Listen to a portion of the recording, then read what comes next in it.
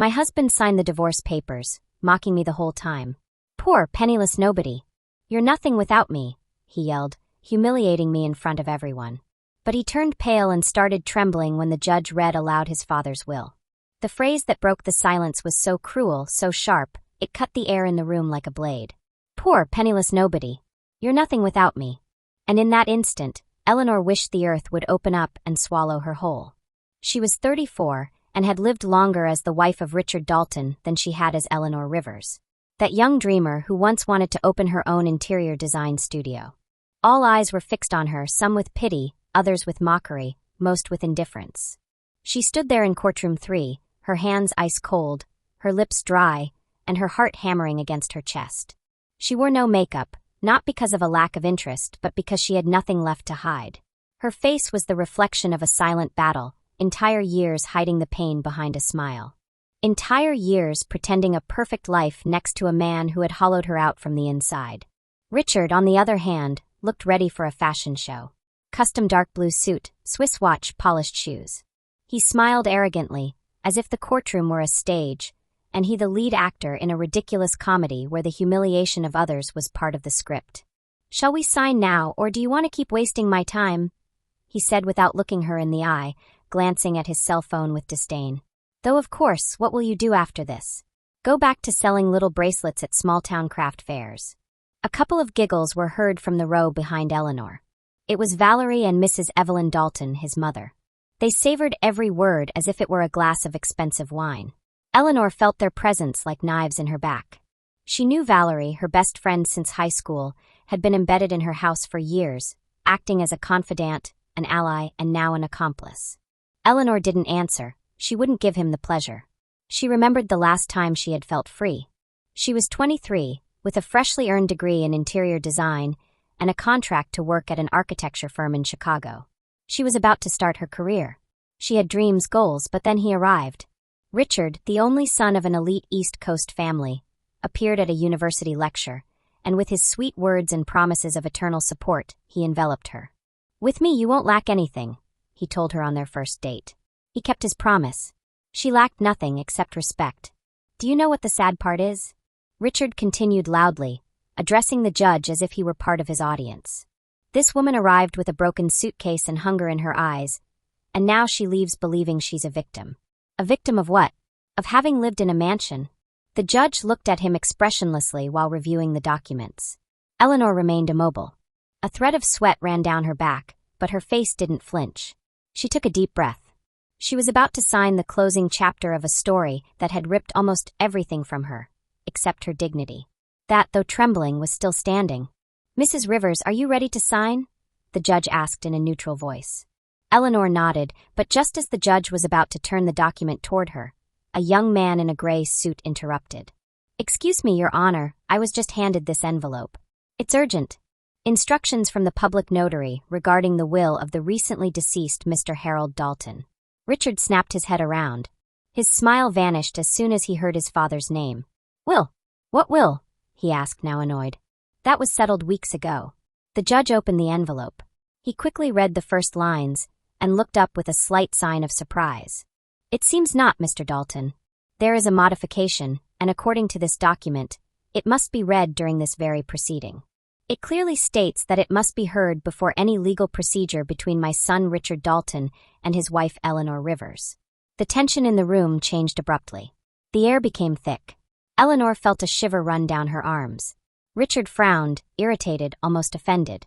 It must be a mistake. My father wasn't in a condition to write, to think. The judge interrupted firmly. The document has a notarized signature and was delivered directly by the legal executor.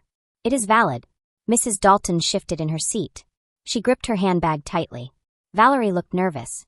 For the first time, Eleanor noticed that something was not under their control, that this self-assured clan was beginning to crack.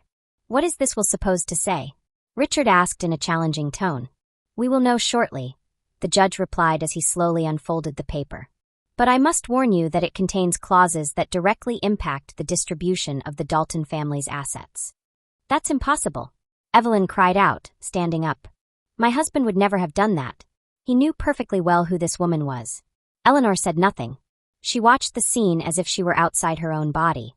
Her jaw was clenched, her hands crossed in her lap, her breath held. The judge raised a hand to ask for silence. "I will proceed with the reading. I ask for respect." But just before he began, Richard leaned toward Eleanor. His voice was barely a whisper, but loaded with venom. "You planned this all, didn't you? Played the victim until the very end." She turned her head. She looked at him for the first time since she arrived. Her eyes were filled with something he couldn't decipher. It wasn't fear, it wasn't anger. It was something much more uncomfortable: certainty. "I didn't have to plan anything," Eleanor replied softly. "The truth builds itself when the foundations of a lie crumble."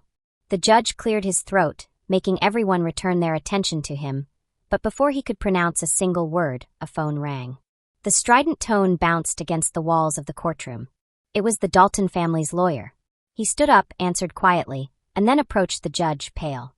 "What is it?" the judge asked. "It seems there's an additional instruction. The document must be read, yes, but in the presence of the press. Mr. Harold stipulated it in a recording that has just come to light." Richard sprang to his feet. "What? That's insane. My father would never have done that." "Never." "Apparently he did." The lawyer swallowed hard.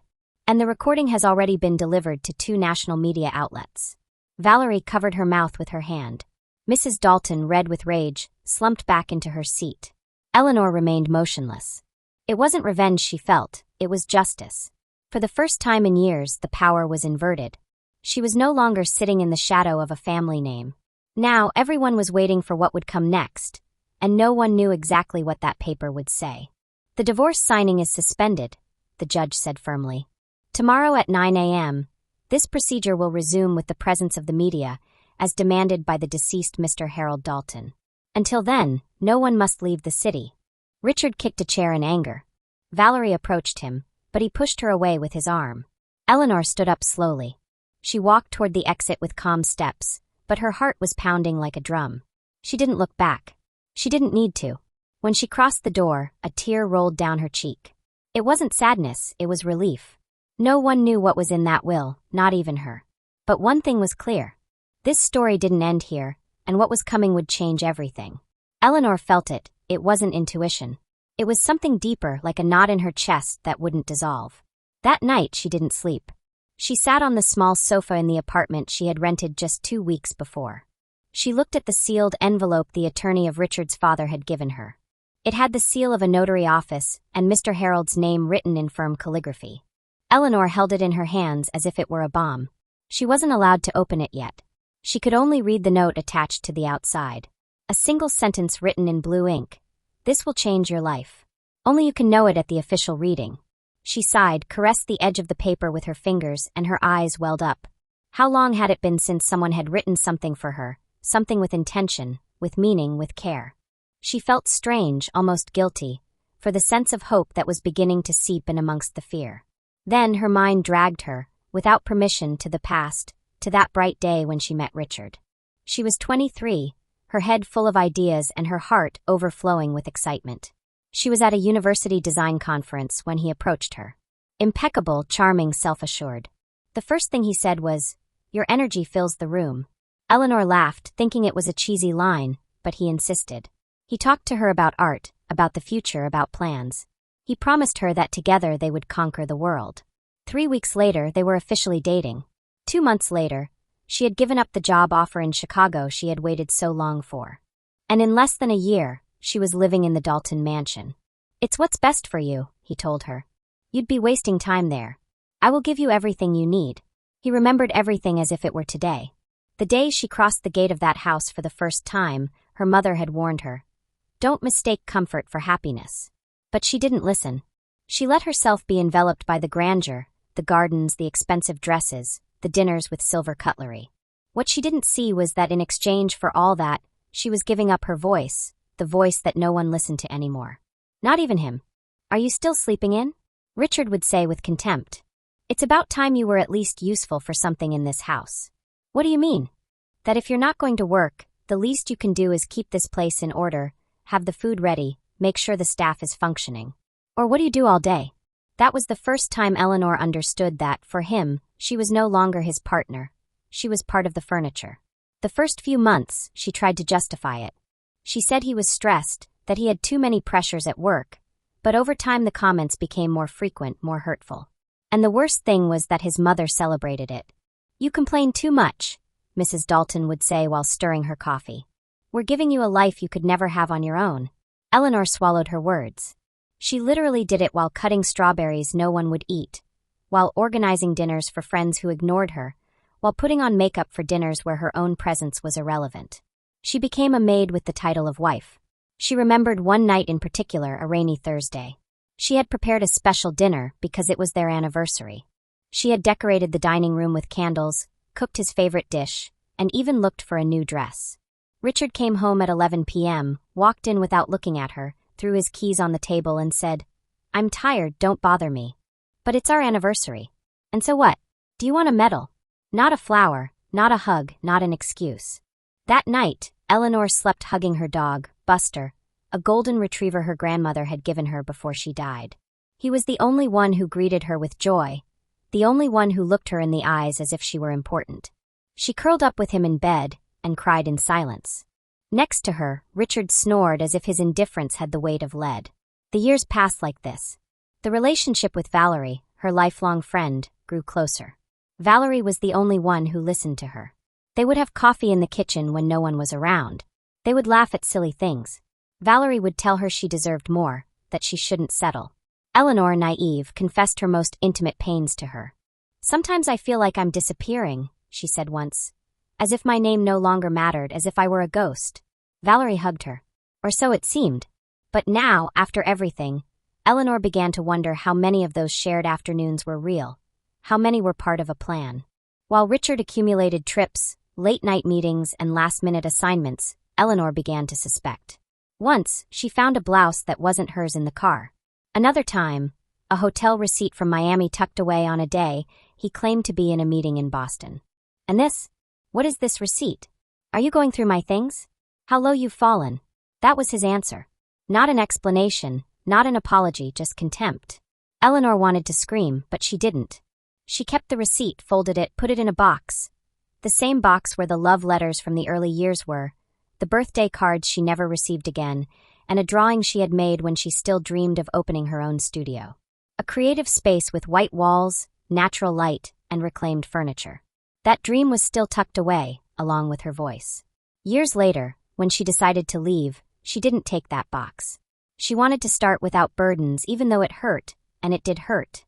Even more so when she learned that Richard was pulling legal strings to leave her with nothing. Not a penny, not a part of the inheritance, nothing. "You're not entitled to anything," his lawyer told her coldly. "You have no children and there are no assets in your name. Everything is in the Dalton family's name." That day, Eleanor left the office feeling emptier than ever. She walked aimlessly, bought a bottle of water, and sat on a park bench. The sky was gray. The wind moved the dry leaves, and children played in the distance. For a moment, she felt invisible, as if the world could keep turning without noticing her absence. But then a woman approached her. "Are you okay?" she asked softly. It was an older lady with a scarf on her head and a warm gaze. Eleanor nodded. She didn't want to talk. "You don't need to say anything," the woman said. "Just remember this, there are pains that become trampolines. When you hit rock bottom, there's nowhere to go but up." That phrase stuck with her, and a few days later came the unexpected call from Mr. Harold's lawyer. "He was looking for you, Eleanor," the man said urgently. "Mr. Harold left a letter addressed to you. It's personal, and another instruction that will change this entire legal process. I need to deliver it to you as soon as possible." Eleanor met him at a discreet coffee shop. The man handed her the envelope with trembling hands. "I can't tell you more, but I assure you, this is not what the Dalton family expected." She didn't open it. Not yet. She preferred to wait for the moment everything became official. She didn't want to fall into illusions. Not again. That night, she returned to her apartment. Buster was waiting at the door, wagging his tail enthusiastically. Eleanor hugged him, knelt beside him, and whispered, "Maybe it's not over yet." Buster licked her tenderly, as if he understood. But elsewhere in the city, Richard spoke with his mother and his lawyer in low tones. What if the crazy old man left her something? Richard asked, clenching his fists. "I don't trust what he did in his last days. He was weak, confused, and that assistant of his was always a traitor." "Don't worry," Mrs. Dalton said coldly. "We have influence. I know 2 judges. If this gets out of hand, we'll know how to stop it. And Eleanor? What about her? She's too calm. She knows something. Then it's best she doesn't get too far. Richard didn't reply, but there was a different shadow in his gaze. It wasn't just anger, it was fear. Meanwhile, Eleanor was making tea in the kitchen. She looked at the walls of her new home, small but hers. They had no luxury, no marble or expensive decorations. But for the first time in a long time, she felt like she could breathe. She opened a notebook. She began to draw interior designs, chairs, lamps, warm spaces. She dreamed. And at the top of the page, she wrote a name, Rivers Design Studio. She smiled, not because she knew what was going to happen, but because no matter what, she was becoming herself again. The chapter closed with Eleanor observing her reflection in the mirror. She wasn't the same woman who arrived at that mansion full of promises. She was different, more broken, but stronger. And then she looked at the envelope again. This will change your life. Only you can know it at the official reading. Was it a warning or a promise? Eleanor hadn't slept. The envelope remained on the table intact, as if the mere sight of it could cause a fire. Buster, her dog, stayed at her feet, calm but alert, as if he also sensed that something important was about to happen. The morning had arrived charged with a dense tension. The city seemed louder than usual. Horns, shouts, hurried steps. Eleanor poured herself unsweetened coffee. She wasn't hungry, she wasn't sleepy. She only had a strange mix of anxiety with something very much like courage. The hour was approaching. The will reading would take place in the same courtroom where Richard had humiliated her, this time with the media present. Mr. Harold had demanded it in his final instructions. That it be public, that everyone hear what he had kept silent until the end. Eleanor arrived alone. She wore black pants, a simple blouse, her hair pulled back, nothing ostentatious. She didn't want to look like something she wasn't. Nor was she going to hide. Richard was already there, with his lawyer beside him. His gaze pierced her like knives. He was dressed as if attending an awards ceremony. Dark tie, expensive cologne, and the same arrogant smile as always. Mrs. Dalton, seated on his right, chewed gum as if she were in a waiting room. On his left, Valerie was quiet, but her eyes were fixed on Eleanor, as if her mere existence bothered her. The cameras were set up. 2 reporters filmed from a corner. Some members of the press took notes. The judge, serious, placed the document on the table.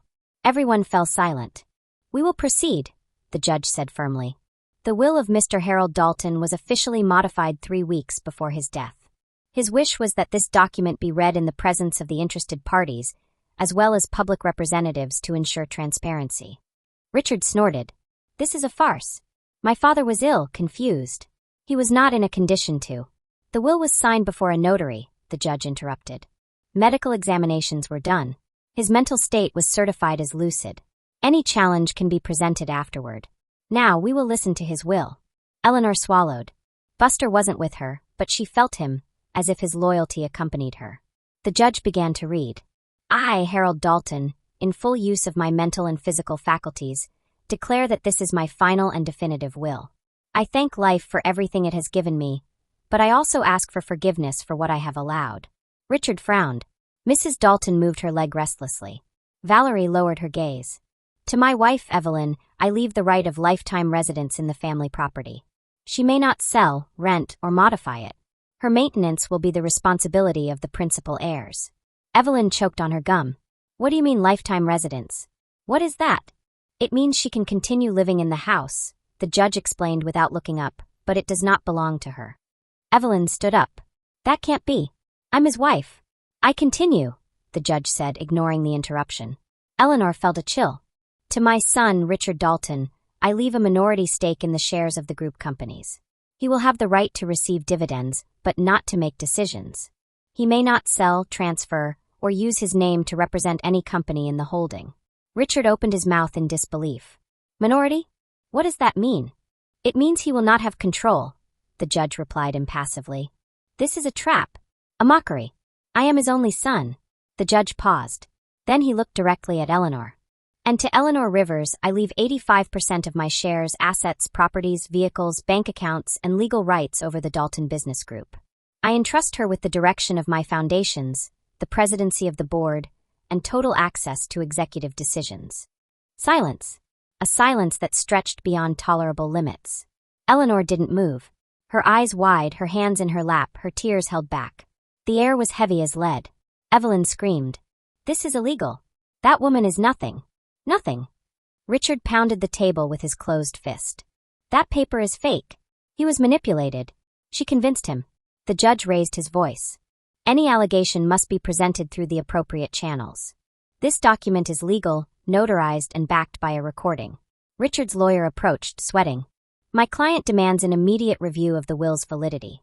This makes no sense. Eleanor still didn't speak, not because she lacked words, but because she was processing. What she had just heard wouldn't fit in her head. Mr. Harold, that man who barely spoke at family gatherings, who observed everything with tired, silent eyes, had decided to leave her everything. Everything. She hadn't sought it, hadn't asked for it, and barely had a formal relationship with him. But then a memory flashed like lightning. The time he secretly summoned her to his study. It had been barely a month since Eleanor began preparing her departure from the house. It was a brief, intimate conversation. Eleanor, Mr. Harold said from his leather chair. I know what you're living through. I've seen it. I'm neither blind nor deaf. Eleanor swallowed. I don't want to cause trouble. I just want to leave. Do you know why I didn't intervene sooner? She shook her head. Because you always maintained your dignity. Always. Even when you had every reason to explode. I expected nothing, she whispered. I just wanted respect. Mr. Harold got up with difficulty, walked over to her, and put a hand on her shoulder. I can't change the past. I was cowardly many times, but I don't want the legacy of this family to be managed by someone like Richard, nor for you to leave empty-handed. What are you going to do? Something that will surely cause a scandal, but the right thing has never been comfortable. Eleanor hugged him without words. It was the only time she felt him human, vulnerable, real. And now she understood. Now she knew why. The courtroom was chaos. The press murmured. Cameras recorded every movement. Richard argued with his lawyer. Evelyn threatened to call the media to clear her name. Valerie got up without saying a word and left. Her gaze, once haughty, was now evasive, as if shame weighed more heavily than resentment. Eleanor took a deep breath. She walked toward the stand. May I say something? The judge nodded. I didn't ask for this, I didn't seek it, but I will not reject it. Not out of ambition, but because some things should not remain in the same hands. Richard approached her, looking at her with rage. You'll regret this, I swear. Eleanor held his gaze. I already regret having believed you were someone else. I don't need anything more. The hearing ended. Eleanor left the courtroom with cameras behind her, murmurs, flashes. She didn't stop. She walked straight to the exit, but as she turned the corner, she felt it. One step, then another. Someone was following her. She quickened her pace. She looked back. A hooded figure walked behind her a few feet away. It didn't look like the press. They didn't carry a camera, didn't say anything. Eleanor crossed the street, entered a store, pretended to look for something, looked through the reflection of the glass. The figure stopped in front of the shop. It didn't move. Eleanor's heart began to beat fast. She pretended to talk on the phone. She walked toward the back of the store, toward the rear exit. She exited through the back door of the premises and took a cab without looking back. The driver looked at her through the rearview mirror. Are you okay? Yes, just take me far away, Eleanor said, breathing heavily. The figure remained on the sidewalk, watching. Was it Richard? Someone sent by him? Or something worse? That night, Eleanor locked herself in her apartment. She closed doors, windows, curtains. Buster barked several times toward the door. Eleanor didn't dare look through the peephole. Something told her that the storm was just beginning, because when you touch power, you step on nerves, and nerves are sometimes more dangerous than weapons. The first letter arrived without a return address.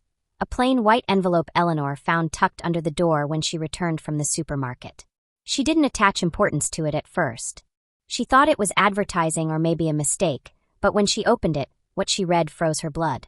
You don't know who you are messing with. Return what doesn't belong to you, or someone will get hurt. There was no signature or fingerprints.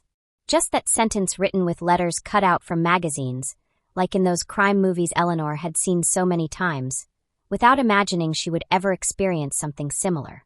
She stored the envelope, put it in a drawer, and tried to convince herself it was a bad joke. But the next morning she found her bathroom window open. She was sure she had closed it the night before. Nothing was missing, nothing was out of place, and that was what most disturbed her, the precision of the silence. The message wasn't about theft, it was about access, a warning. 3 days later, she saw the figure again in front of the building. Hooded, standing still. When Eleanor looked down from her window, the figure looked up. It didn't move, didn't flee, just watched her. Then it walked away as if nothing had happened. Eleanor started sleeping with the light on. She put a chair behind the door, changed the lock, but none of that calmed the constant knot in her chest, because it was no longer just fear. It was the certainty that something was brewing in the shadows, something bigger, something more personal. And then she discovered it. It wasn't an email or a call. It was a slip-up. While organizing documents on her computer, Eleanor found a folder with old photos. Upon opening one of them, she noticed something she hadn't wanted to see until then. An image from 2 years ago in her own living room during one of the many dinners with friends. There were Richard and Valerie sitting very close on the sofa. Too close. He had his hand on her leg. It wasn't a casual gesture. It wasn't innocent, and the most disturbing thing was Valerie's gaze. It wasn't that of a friend. It was that of someone who felt they were in the place they deserved. Eleanor checked other photos, old messages, call logs. Everything fit. What seemed like coincidences before now formed a pattern. Medical appointments Valerie canceled at the last minute, just when Richard was also leaving the city. Casual meetings, secrets disguised as concern. Eleanor's heart raced, not just because of the romantic betrayal, but because this was the person she had trusted the most, the one who listened to her cries, the one who hugged her while telling her she deserved more. That same woman was sleeping with her husband while wiping her tears. Eleanor didn't cry, didn't scream. She just felt a part of her soul slowly detach, as if the betrayal didn't just cut the flesh, but also the shared history. That night, she decided to confront her. She called her. She told her she needed to see her. Valerie accepted without hesitation. They met in a small coffee shop far from the city center, where Eleanor knew they wouldn't be interrupted. Valerie arrived punctually. She smiled as always. She wore a green blouse and her hair down. She sat across from Eleanor with a cup of tea in her hands. "It's good to see you. I thought after all the drama, you'd be busy with lawyers, media, journalists." Eleanor looked at her without answering. Then she took out her cell phone and slid a photo across the table. It was the image of the sofa, Richard's hand, Valerie's expression. Valerie looked at it. "What is this?" "Don't pretend," Eleanor said, her voice low but firm. "How long has it been going on? Before or after my 30th birthday?" Valerie lowered her gaze. The silence stretched like a taut rope. "It wasn't planned," she whispered. "It just happened. I felt lonely. You were already distant. He was too. Distant? Me." Eleanor leaned back. "How many times did you see me cry over him, Valerie? How many times did you tell me I deserved more while you were sleeping with him? Don't judge me. You don't understand everything. And I don't need to understand it. I just needed to know. And now I do." Valerie stretched out her hand as if trying to clean an impossible stain. "I didn't want to hurt you." "Well, you did it better than anyone." Valerie stood up. "You think you're everyone's victim, but you're not a saint. You became a shadow. You no longer shone. He needed something more." Eleanor froze. Valerie left without looking back. After that conversation, the press erupted. Eleanor began to appear in headlines. Not as the woman who inherited an empire, but as the poor little nobody who manipulated the patriarch to destroy his own family. Journalists pursued her, looking for scandals. A late-night television show even suggested that Eleanor might have influenced Mr. Harold's death. No proof, just speculation, but enough to fill social media with venomous comments. One dawn, Eleanor received a call from an unknown number. "Don't act brave. You don't know what it feels like to lose everything, but you will." She hung up immediately. She sat on the floor with Buster between her legs, trembling. She was losing control, and that was exactly what they wanted. Days later, her body began to give warnings. Constant headaches, dizziness, loss of appetite, insomnia. One morning, when she woke up, she couldn't feel her legs for a few seconds. She fell to the floor. Buster barked nonstop. Eleanor arrived at the hospital with very low blood pressure and an anxiety attack. She was admitted for precaution. That's where she met Dr. Ethan Black. He was one of the on-call doctors. Tall, dark-haired, with a soft voice. He received her with a calm smile. He didn't ask much, he just listened. And that was enough. "Do you feel tired?" he asked while taking notes. "I feel empty." "That's also a form of tiredness," he replied without looking away. "When one has held too much inside." Over the following days, Dr. Black visited her room several times. He talked to her about simple things, the weather, music, literature. Eleanor didn't know why, but every time he entered, she felt the room become less gray. On the night of the 4th day, he arrived with 2 cups of tea. "No sugar. I took a chance." She smiled for the first time in weeks. "Thank you. You know something?" he said as he sat beside her. "People think the mind breaks when it can't take any more, but often it breaks earlier in silence. While it keeps smiling." Eleanor looked at him. He wasn't trying to cure her. He was just accompanying her, and that disarmed her. She cried, not like before, not in silence. She cried with her whole body, like a storm that had been contained for months. Dr. Black didn't say anything. He just held her hand and waited. That night, Eleanor slept without fear for the first time, but when she woke up, a nurse left an envelope next to her bed. "Don't forget who you are. Soon everyone will know." Eleanor read it aloud. Her expression changed.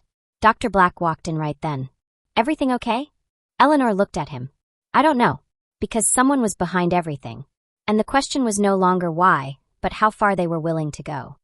That question pounded in Eleanor's mind like an echo that couldn't find an exit. She thought about it while observing the anonymous envelope on the hospital tray. The handwriting was different from the previous ones, clumsier, more careless, but the message was just as direct. The intention remained the same, to silence her. Dr. Black entered with a gentle smile and a folder in his hand. His presence had a curious effect on her, as if the air stopped being heavy just by seeing him walk in. But that morning, Eleanor couldn't hide the trembling in her hands, nor the emptiness in her stomach. It was hard for her to speak. "Did they hurt you?" Dr. Black asked directly, noticing the open envelope. Eleanor shook her head, although her expression said otherwise. "Not physically." He sat beside her. "And emotionally?" Eleanor looked at him without answering. Several minutes passed in silence. Dr. Black respected her space. He didn't pressure her.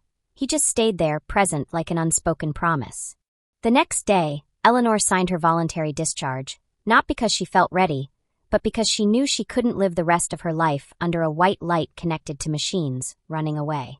She needed movement, meaning, and something inside her, something that had been dormant for years, was beginning to wake up. She decided to leave the city. Not out of fear, but out of strategy. Richard and Mrs. Dalton were pulling strings. She had sensed it since her lawyer called her days earlier with a worried tone. "They are trying to declare your mental state unstable," he warned her. "They claim the recent episodes, coupled with the hospital visits, may be enough to suspend your access to the company presidency." "And they want me to sign something?"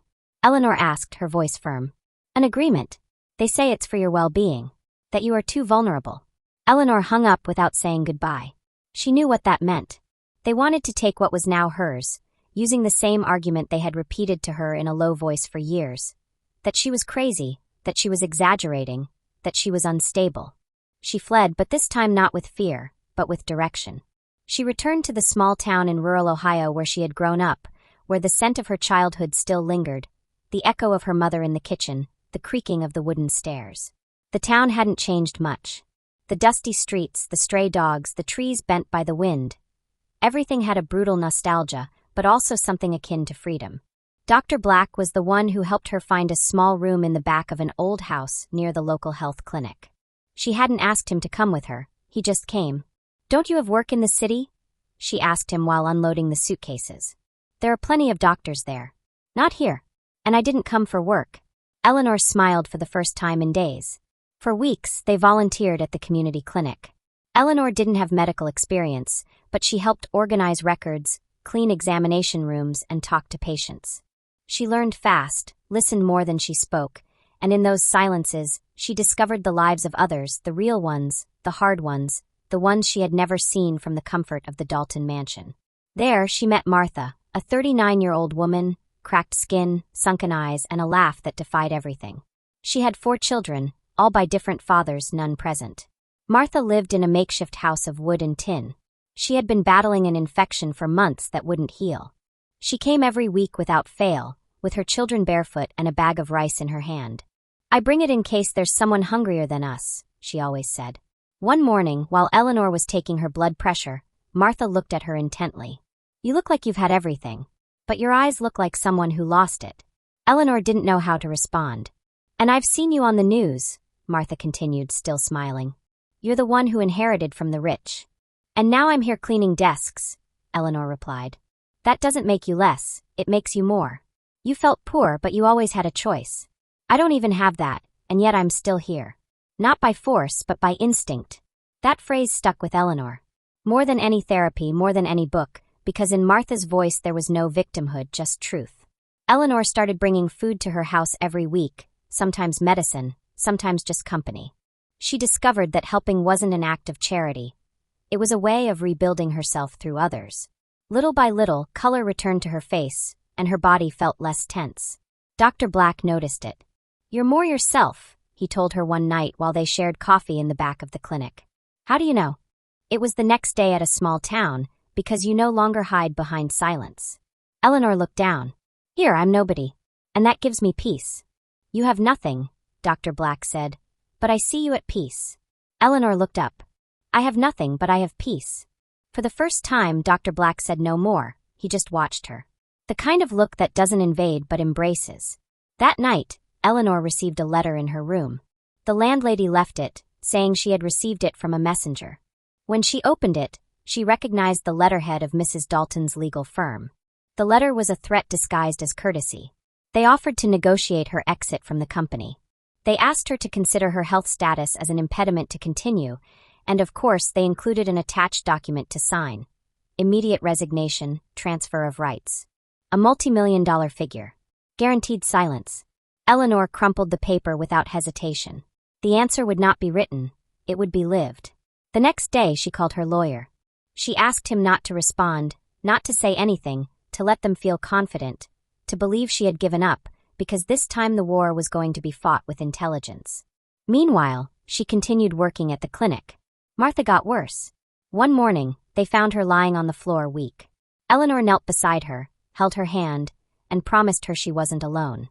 "I don't want to die," Martha murmured with watery eyes. "But if it happens, take care of my children." Eleanor didn't know what to say. She just hugged her tightly, as if she could transfer some of her own life to her. That night, Eleanor walked back.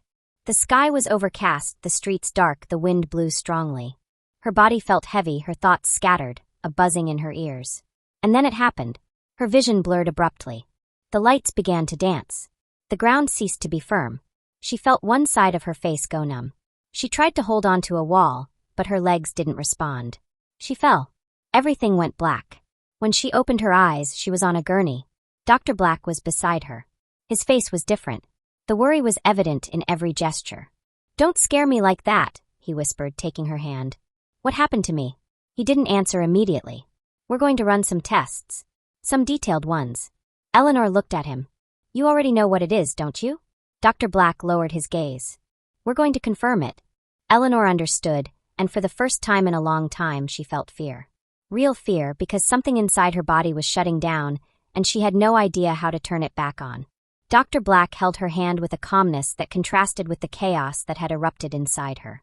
They were in the observation room, surrounded by monitors that beeped with a deceptive tranquility, while Eleanor tried to grasp the incomprehensible.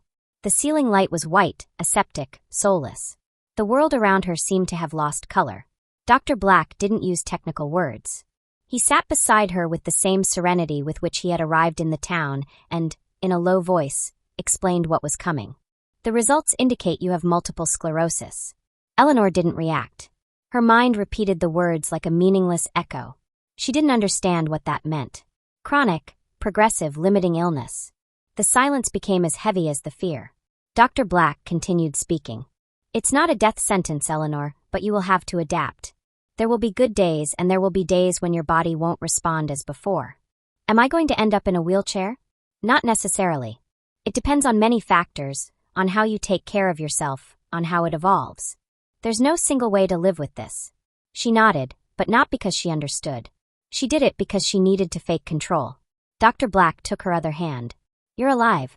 That is still yours. The rest you will learn with time." She didn't cry at that moment. She did later. Alone. When the lights were turned off, and only the hum of the monitor remained. She curled up in bed like a child. Not because of the illness, not because of the diagnosis. She cried because she didn't feel strong enough for another battle, because she had already buried too many parts of herself, because her body shouldn't betray her just when her soul was beginning to wake up. The following days were a mix of tests, doctor's appointments, preventive treatments, and a routine that felt foreign to her. Eleanor learned to distinguish the types of fatigue, the tingling, the slight forgetfulness she hadn't noticed before. Dr. Black was always there, not as a savior, but as a refuge. He knew when to speak and when to be silent. He prepared tea for her, played soft music, and narrated stories of patients who found beauty in uncertainty. But Eleanor wasn't just another patient. She was a woman who had been beaten from all angles, and her body was now joining the attack. There were mornings when she couldn't get up, afternoons when she forgot for seconds where she was. They weren't severe episodes, but enough to break her false sense of independence. She felt like a burden, a shadow, a diminished version of the person she was starting to rebuild. The news leaked. Someone at the hospital sold the information to a local media outlet. The headline read, "Dalton heiress hospitalized for degenerative disease." It didn't take long for the comments, the mockery, the speculation to arrive. The narrative once again turned against her. Some called it karma, others divine punishment. Few understood that the body also suffers when the soul has been resisting for too long. That was when Dr. Black took her to walk by the river's edge. She could barely manage her body, but she tried. They sat on a large rock with their feet dangling over the water. "Have you ever wondered why he chose you?" he asked, looking at the horizon. "Mr. Harold?" "Yes. Out of all the people, he gave you control of everything. I never understood it. Maybe because he saw in you what you didn't even see yourself. Strength. Not the kind that shows off, but the kind that resists silently." Eleanor shrugged. The wind moved her hair. For a moment, she felt like she could breathe. "What if I'm not enough for this?" Dr. Black looked at her. His voice didn't tremble. "Even sick, you are worth more than many healthy people. Even with fear, you are braver than many armed people." Eleanor didn't answer. She just closed her eyes and let those words penetrate her. Days later, a letter arrived at the clinic. It had no return address, but the smell of the perfume left no room for doubt. It was from Richard, a handwritten letter with a false, ornate, almost mocking calligraphy. "I hope you are resting. I know yours is more psychological than physical, but well, I suppose we all have our limits. If you are willing to talk, we can negotiate an amicable exit. After all, you already got your way. Wouldn't it be fair for it to be my turn now?" Eleanor read it several times. She wanted to make sure she hadn't misinterpreted, but it was all there. The mockery, the cruelty disguised as elegance, the threat hidden behind a friendly tone. She didn't respond. Social event when she saw him arrive. Richard, light suit, dark glasses, as if he still lived in his bubble of power. He was accompanied by Valerie, as well-dressed as ever. Both walked in as if the town were their stage. Eleanor was sitting with Dr. Black at a side table. She didn't plan to make a scene, just observe. Richard approached her with a drink in his hand. What a change! From the mansion to the country? Romantic or pathetic?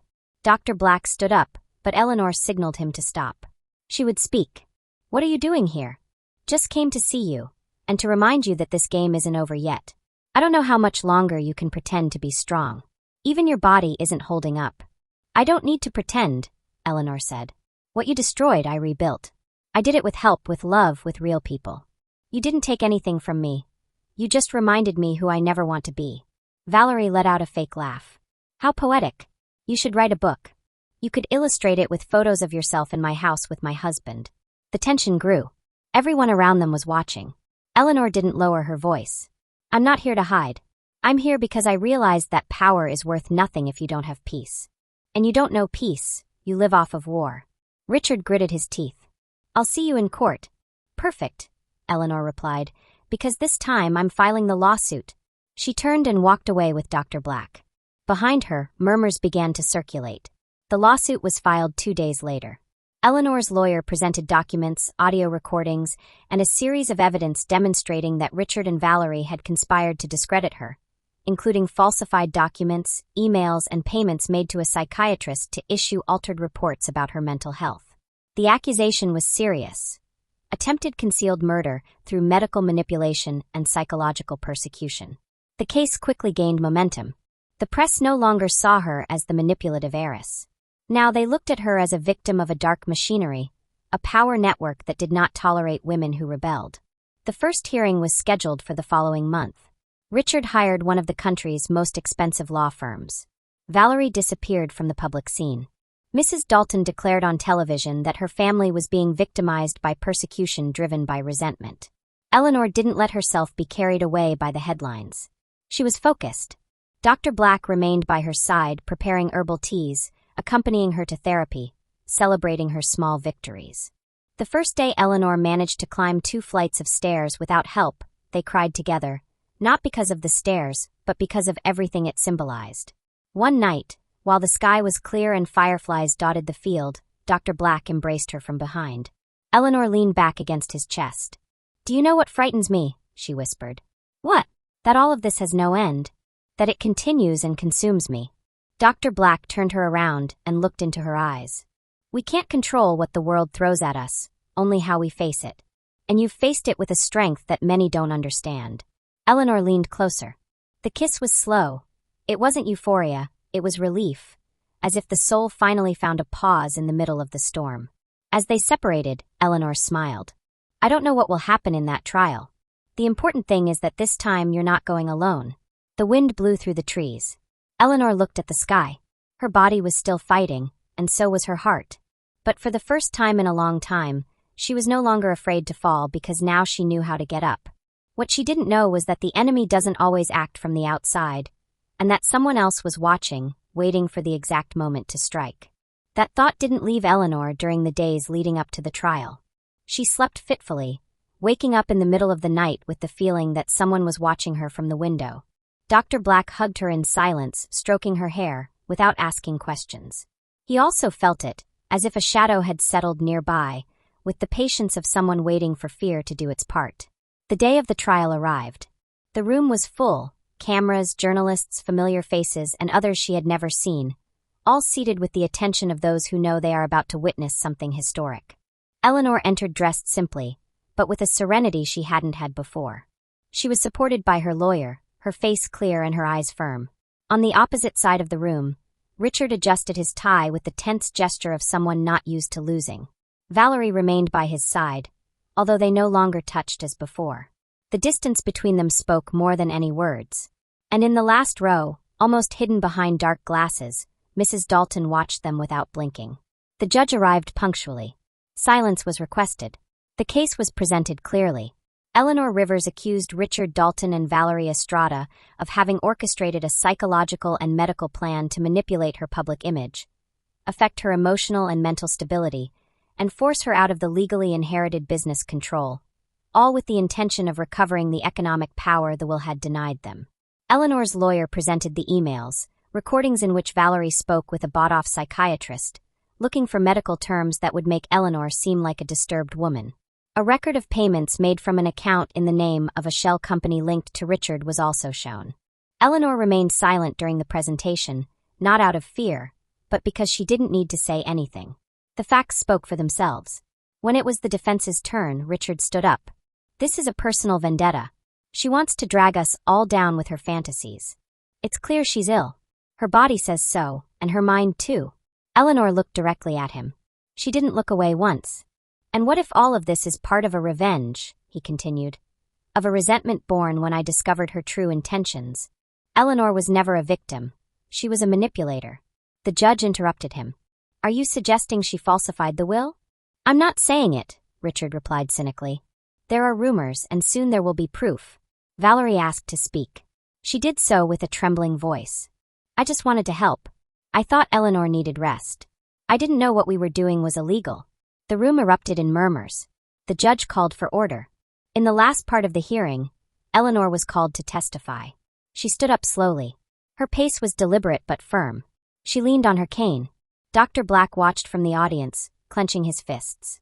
"I have been labeled as unbalanced, sick, even dangerous," Eleanor said into the microphone. "I will not deny that I have an illness, but what weakened me was not my body. It was the contempt, the abandonment, the manipulation." She looked at Richard without anger. "What you destroyed in me, I rebuilt. I did it with help, with love, with genuine people. You didn't take anything from me. You only reminded me of who I never want to be. I don't seek revenge, I seek justice.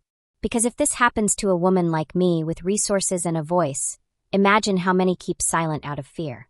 This has to stop here." The judge nodded. The words hung in the room like a stone dropped into the water. The verdict came 3 days later. Guilty. Richard was disqualified from holding positions in any company for the next 10 years. Valerie faced charges for falsification of public documents and psychological coercion. The news spread rapidly, media, social networks, interviews. But Eleanor didn't speak to anyone. She stayed in the town away from the noise. It was Dr. Black who read the verdict. He did so in a calm voice, sitting beside her under the tree where they used to watch the afternoon pass. You won. No, Ethan, Eleanor whispered. We all won. That night, Eleanor received an unexpected call. It was her lawyer. He informed her that new evidence pointed to Mrs. Dalton as the head of a corruption network that had been using the Dalton Foundation's funds for years to launder money. The arrest warrant was already on its way, but Evelyn was not found. She had left the country a day before the verdict. She left no trace. Eleanor didn't celebrate. She just felt a chapter closing. Days later, she called a meeting in the town. She invited the women she knew from the clinic, volunteers, teachers, nurses, single mothers.